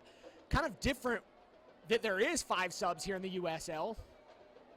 As Celestino is going to be clipped from behind by Andres Cuero. He's towing the line. He's got to be careful there. He loses possession. Cuero has a free path to go at Oswald.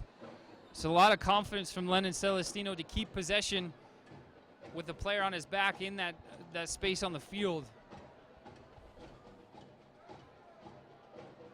Copeland with it.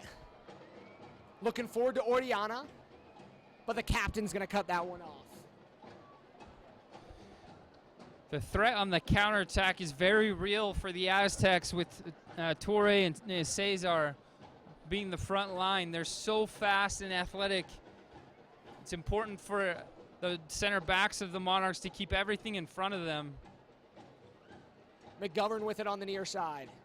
Looking forward to Welshman. Welshman just doesn't seem on the same page in this half, actually. He's just looking for a ball up over top, and they're playing it to his feet, and he's looking for it at his feet, and they're playing it up over top.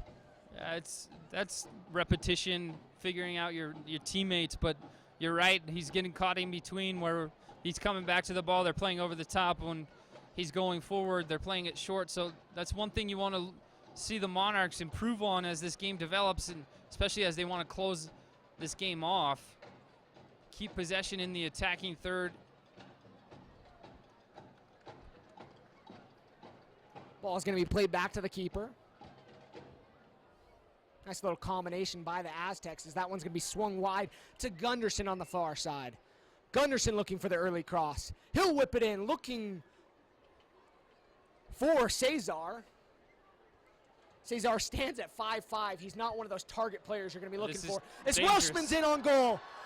Welshman 1v1 with the keeper. He gets the keeper to the ground. Shot and a goal! Emery Welshman with the 1v1 goal to extend the Monarchs' lead to 3-1 here in the 70th minute of play. And that is why he is so dangerous. That is what the Monarchs coaching staff has seen in him and why they snatched him up from Ontario, First Division League One team in Canada. He was with Toronto FC, but this is exactly why he's such a dangerous and fast, fantastic player. You see the wheels on this guy. He is so fast, and he does exactly what he needs to. He beats Lance Rosenboom on a foot race, on a sprint, but then Devin Perales comes off his line, and here's the replay. He just takes a touch right by him and then just makes an easy finish of it. Just a tap-in goal to take the 3-1 advantage. Just as we were speaking about Emery Welshman, he finds the back of the net.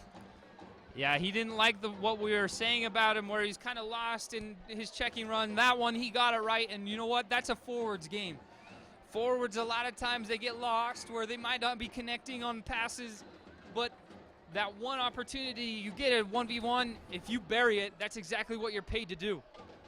Welshman is one of those players that we talked about early on that could have a breakout game tonight, and this could be the start of things for the Monarchs as they've put 3 on the board here in the 70th minute. Tackle by Fito as he's going to be called for the foul, and he'll be given a warning by Hamid Sadehi. And I don't know if I agree with center referee here on this foul. I think Fito times his challenge perfectly. There he gets the ball. Looks like outside back, Max Gunderson goes over the top of the ball. Cuero's going to whip things in. Ball was going for the corner. I don't know if he was aiming for that back post, but he caught Eric Oswald just a little bit cheating forward, but Oswald was able to get back onto his line and take care of things. It looked like Oswald is almost forced into his own post. Great little touch by Celestino. That shows a lot of confidence. What a ball. Morel's going to find it on the far side of the field. Morel's able to keep it in. Going forward to Velasco. Velasco on the far side. He's going to whip things in. It's going to be headed out for a Looks like it'll go kick. for a corner, yeah. As Ricardo Velasco is going to take the corner for the Monarchs. 3-1 here in the 73rd minute. All USL regular season and playoff games are available live, free, and in HD on YouTube. Connect with the USL YouTube channel today. You know, Landon, I'm trying to think of other Monarchs games where they scored 3 goals. I think this is the first game of the year where they put 3 in the net. Velasco with the corner on the far side in front of the drum line. He'll whip it in.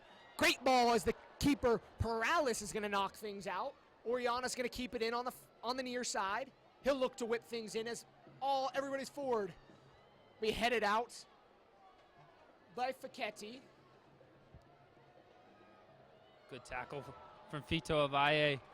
He's playing the left side of that diamond midfield, but goes all the way to the right side to cover and win that ball for just clear it away from danger, not allow the counterattack.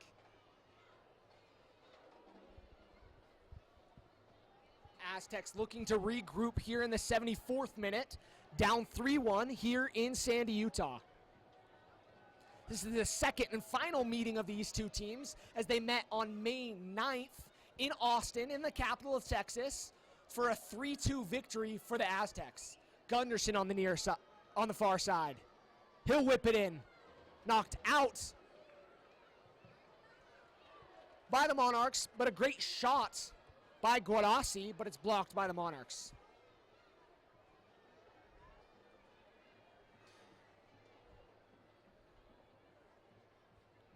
For those of you Real Salt Lake fans out there, 0-0 in the 75th minute. It's both teams looking for the game winner. I'd like to thank all those of you joining in tonight for this Western Conference matchup on YouTube and those locally here on KMYU, especially Eberle's Army in Austin at their watch party. Those of you local fans tuning in after the Real Salt Lake game. This is such a positive thing to see as we see a handball whistled. It looks like Andres Cuero, but all three attacking players, Ricardo Velasco, Emery Welshman, Maicon Oriana, all get a goal tonight. There's one thing that Monarchs have struggled to do is find the back of the net for multiple players other than Max Rauhofer. Fito going to sprint to the near side of the field. He's putting in work. So that ball is going to be just out of the reach of Gall, who hasn't been able to really get into this game and catch the rhythm yet, Sean. Well, and you mentioned the pressure that Fito Avalle was providing. He wasn't able to win the ball himself, but he forces his player that he's defending to serve a ball really before he's ready to, and he puts too much weight on it and forces the ball out of play. Monarchs win possession back. Now they're in possession with the ball at their feet. This is the best way of defending. Good Great tackle by Orozco. As Real Salt Lake now has taken a 1-0 lead in Colorado, in Commerce City, behind a Sebastian Jaime goal, as he has been on fire for Real Salt Lake as of recent. What is happening at training for these forwards? These players that have had a hard time scoring recent weeks have been able to find the back of the net. Sebastian Jaime on the senior side, but tonight you see Oriana, Emery Welshman, and Ricardo Velasco. Welshman with that at his feet. He'll be dispossessed. Facetti's going to go back to the keeper. 77th minute here at Rio Tinto.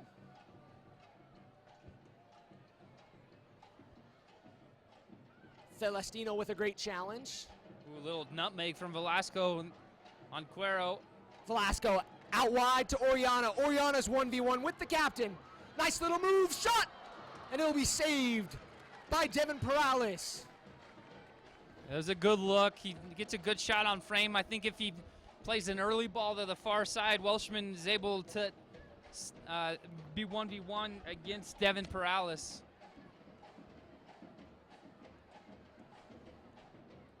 Celestino's playing well so far. This is his first game he's played in 4 matches after coming off an injury. McGovern with it on the near side. He'll whip it in the box. Welshman with the header. And that'll go just wide. That one took a deflection, still found the head of Welshman, but went wide. That's a difficult, very difficult ball as we see Andres Cuero given a yellow card. Ahmed Sadeh, he's pointing to the midfield stripe is where he committed his offense. But going back to this header from Emery Welshman, this ball's deflected off of the cross from Riley McGovern. It's almost like Emery Welshman could have maybe brought this down on a settle and then had a shot, because with a deflected ball that's floated, you can't really get much power and torque behind it. It looks like we have another substitution right now where Maicon Oriana with a goal and assist on the night is being subbed off for your local product. Garrett Losi, number 13, he'll replace him up top. It looks like Eti Tavares will be coming on as well. You've seen Garrett Losi locally for the Brigham Young University Cougars in the PDL. He also played in California, Cal Berkeley. He's going to slide up top, up front. For those of you paying attention, this is the largest crowd here on hand for a Monarchs game, with the announced crowd here at Rio Tinto Stadium of 11,003 fans here attending tonight's game. It's so awesome, so exciting for these Monarch players to have this ambiance and environment to feed off of. Getting a little chippy out there here in the last few minutes, Sean. Yeah, there's a few confrontations. Andres Cuero collided with Ricardo Velasco. Just now, Torre collides with Velasco. Lennon Celestino's grabbing his head in the middle of the field, about 20 yards from goal. Ahmed today, he's walking to the crowded group of players to have a conversation with some of them. Getting a little chippy in there as we are able to see the conversations going on in that little pile up in the midfield. Celestino's down, holding his head, not quite sure what happened there. But in the center, on the right-hand side, there's your center referee, Ahmed Sadehi, giving instructions to Guarachi, along with the other Aztecs, giving warnings. He's going to head over to his AR on the far side to have a conversation with him. There was a little bit of a mix-up going on. Update on the Real Salt Lake game. They have given up a goal in the 81st minute to the Rapids. Now it's 1-1 in the 83rd.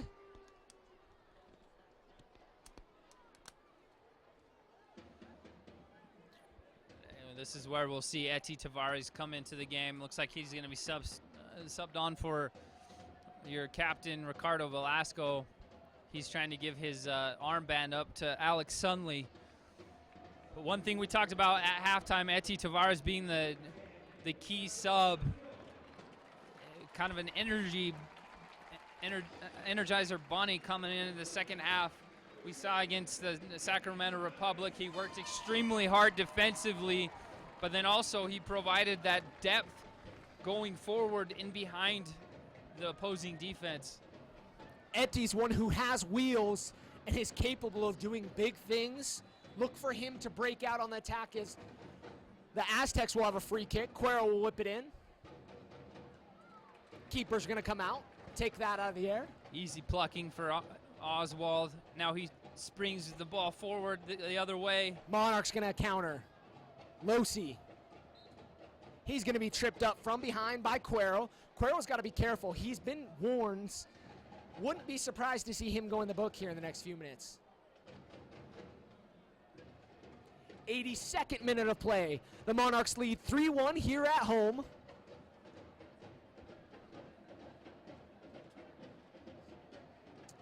So there's been a red card shown in the Rapids Real Salt Lake game to Sebastian Jaime.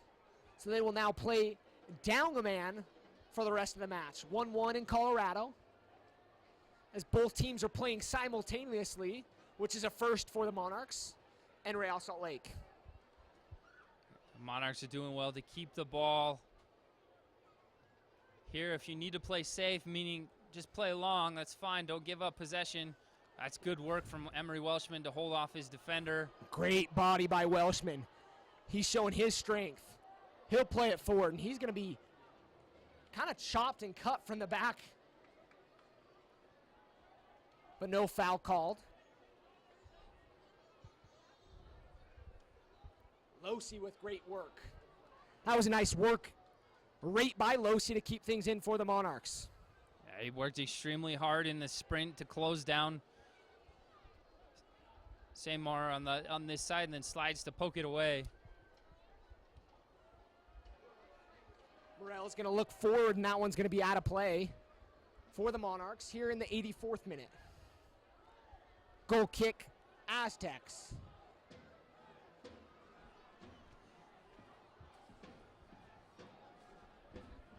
On the near side, looking for Gall. Copeland's going to shift over and help out, as he's going to knock that out of play for a throw-in on the near side. Number 12, Marvin Baumgartner, will be entering the game. He's a defender. This will be the final substitution for the Monarchs, as both teams have now used 5 subs in this one. Total of 10 subs being used today. Marvin is 22 years old. He's 6'1", 185 pounds. He's from Switzerland. So it looks like this is a defensive change. Emery Welshman will be coming off. Baumgartner is listed as a defender. Be interesting to see where he slides into things. Looks like the Monarchs will probably close the game off in a 4-5-1. Looks like Garrett Losey's that sole striker, a target forward. Ball's on the near side of the field. Losey's going to find it. Ball's out wide to Tavares. He's got wheels. Watch him go. Etty moving forward. See Garrett Losey on the... To Sunley. Sunley's inside the box. He just could not find it below his feet, the moving feet, and he just lost control of it late. Nice little dance moves to get around one, but couldn't get around two. Yeah, it looked like he had beaten Max Gunderson, but the ball got stuck underneath him. He's not able to slide it from his left to his right to have a shot, but the touch beats Gunderson initially, but then with the ball stuck underneath, he's not able to launch that strike on frame. Bumgardner with his first touch of the game as he slid in as another center back for the Monarchs. So they're playing with 5 in the back, I believe. Riley McGovern's more of a outside midfielder. He's tucking in deep, though. Ball's going to be played forward and out of play. Over the touchline, looking for Gunderson. It'll be touched too long for the Aztecs. Here in the 86th minute of play, the Monarchs lead 3-1 here in Sandy, Utah, on a beautiful Saturday evening with a record-setting crowd here on hand. Losey with great hold-up play. He's able to find Celestino to Sunley. Monarchs doing a great job of killing this game off. That's a great ball. Alex Sunley just springs Etty Tavares on the far side. Tavares. That one's going to be knocked out by Facchetti, but kept in by the Monarchs. Tavares was going for the deflection, wanting to just kill off some of the time. But I've got to say, Landon, Garrett Losey's done well. He's had a couple services with pressure on his back. His touch has been excellent to keep the ball. Ball forward from the captain, looking for Cesar. Morel did a good job to keep him in front of it. It'll be out of play by the Aztecs. Yeah, it's no secret that the Monarchs have struggled to close off games. The May 9th game is a perfect example of that. They're up 2-1 with about in the 85th minute. And they give up 2 goals to lose that one 3-2. Now they're up 3-1. They move to, looks like a 5 in the back.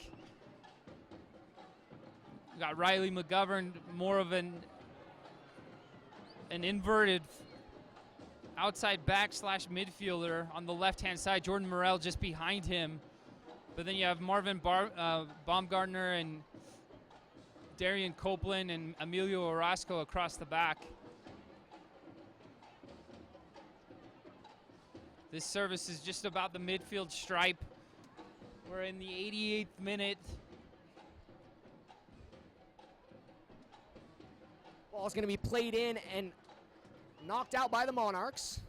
Cuero looking forward to Cesar on the far side. Nice little move, but Morel there to stand him up and relieve a little bit of pressure.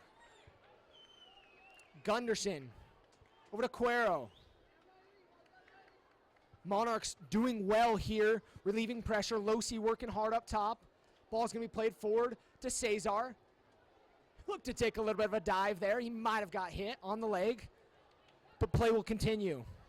But you got to see this from the Monarchs. Such good work to keep the Aztecs in a very linear type of play.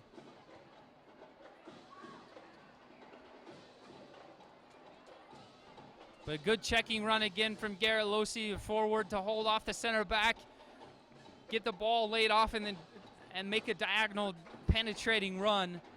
But this just kills the clock. But no, pay attention to the pressure the Monarchs provide. They're forcing the Aztecs to just play directly linear, straight up the field. Good little fancy footwork by McGovern as he was able to dance a little bit and create a little space for himself.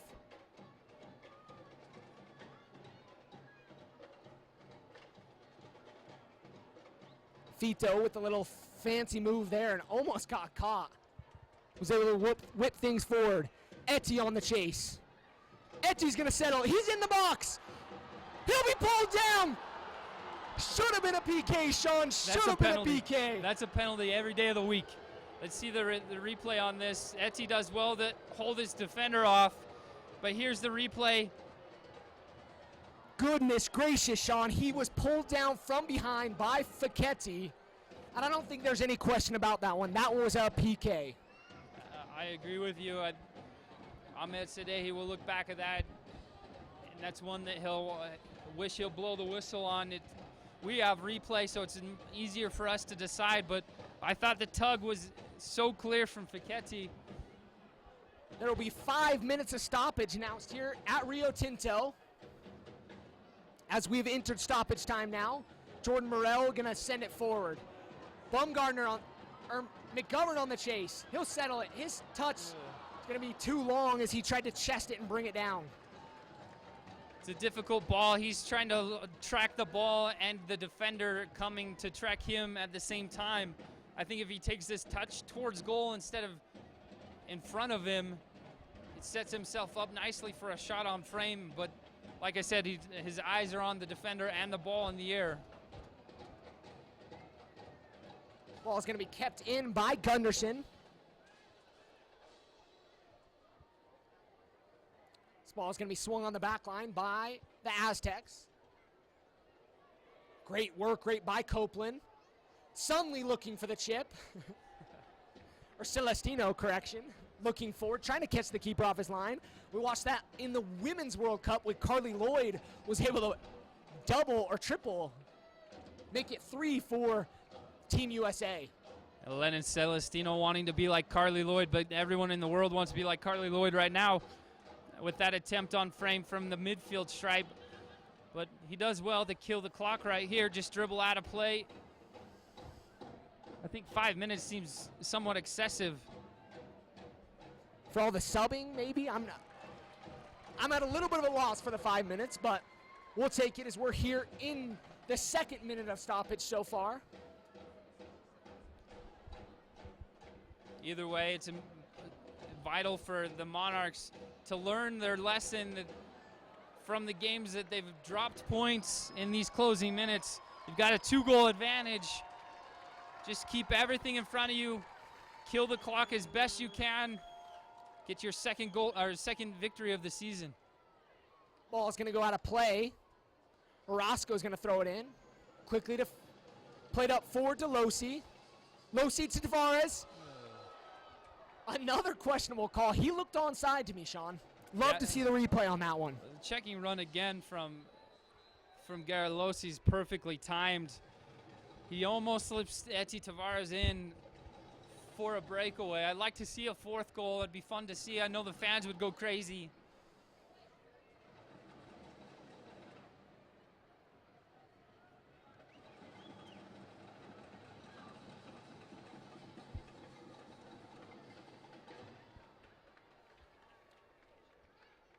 I'd like to thank our wonderful broadcast team here in Salt Lake, or in Sandy here, that has made things possible for this wonderful broadcast to be brought to you here on the YouTube channel and on KMYU as the Monarchs will have a throw-in on the far side.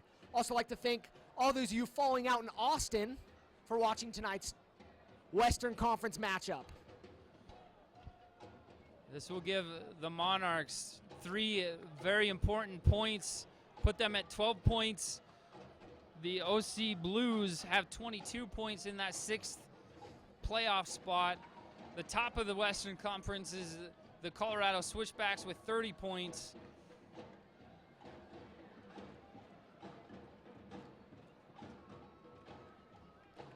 Ball's going to go out of bounds on the far side.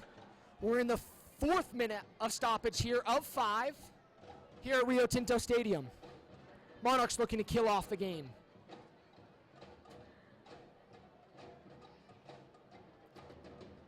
Cuero with it. Nice back heel. Kind of back flick by Guadassi. Gall's over there. Hasn't been able to find himself in this game. Ball's whipped in. Going to be headed out by the Monarchs. Losey's all alone. Well done from Losey.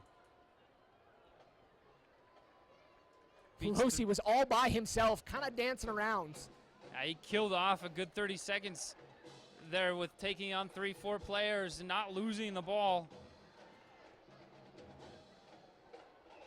Ball's going to be too far for Losey, as Ficchetti's going to play it back to the keeper and get it right back.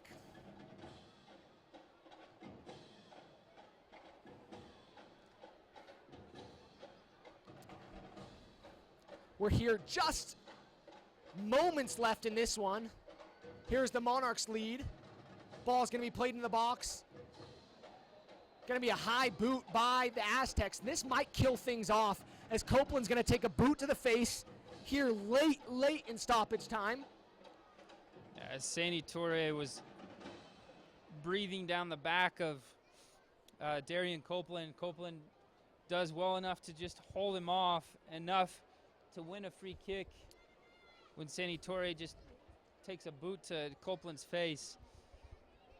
Torre has 2 goals, 1 assist on the year. He's a Gambian international. His pro career started in Gambia in the 2nd division. And like I said, he's spent some time with the Carolina Railhawks, also the City Islanders. In 2013, he had 11 goals and 6 assists. This one's moments away from being over, as we've ellipsed the 5-minute mark here at Rio Tinto Stadium, with the Monarchs leading 3-1 and about to get their 2nd win of the season, Sean. A great victory for the Monarchs, where all 3 forwards saw and found at the back of the net. Yeah, Marshall Stoddard, the trainer for the Rail Monarchs, busy taking care of Darian Copeland, but he's played very well tonight. So is everyone else. Jordan Morell in the back line. But this is one thing that the Monarchs have been lacking this season, is goals from their forwards, not just Rauhofer, and tonight we see it. And that will be the final whistle here at Rio Tinto Stadium, where the Monarchs take a 3-1 victory here in front of 11,000 fans on hand to witness this 2nd victory of the season, Sean. Great win for the Monarchs, great confidence boost, and something to build off of, a tie and a win now moving forward. You're right, and with 11 games to play in the Western Conference, there's still time to gain points. With 12 points currently, they have some room to catch up with the leaders of the Western Conference. Like I mentioned, Colorado Switchbacks have 30 points, and you get 3 points for a win tonight. That puts the Monarchs at 12 points with some room to grow and a lot of positives. Goals from the forwards. Nothing but positives, really. And really, it could have been 4-1, Sean. That late pull down in the box. Eti Tavares was pulled down from the back and really could have been at the PK spot looking for a goal. How great would that have been if Eti Tavares was be able to find the back of the net as well? It would have been a confidence booster for this team. They're really a team looking for that confidence. A young team here in the USL, hoping a lot of these guys to join the parent club one day, and this is great experience for them. But the Monarchs really haven't showed much of anything here at Rio Tinto, but have finally started to turn things around. Well, fans, I think you need to take everything into perspective today, because the reason being is that this is a young side. The Monarchs average around 21, 22 years of age. You have Fito Avaye, who's 18. You have Ricardo Velasco, who's 22. There's a lot of soccer to be played for these young professionals, and this is a building block for their career and their future. And tonight, Velasco gets a goal, Oriana gets a goal, and Emery Welshman gets a goal to take the 3-1 victory. We'd like to announce tonight's National Guard Man of the Match, Emery Welshman, with a goal tonight to seal things off. Great 1v1 quality, composure to get around the keeper and put it in the back of the net. He really does deserve the Man of the Match for tonight. Yeah, he's fun to watch, and the senior side had him in preseason training in Arizona. He scored a goal in that Desert Diamond Cup. He shows his quality in front of goal. He's so dangerous, so quick, beating players 1v1.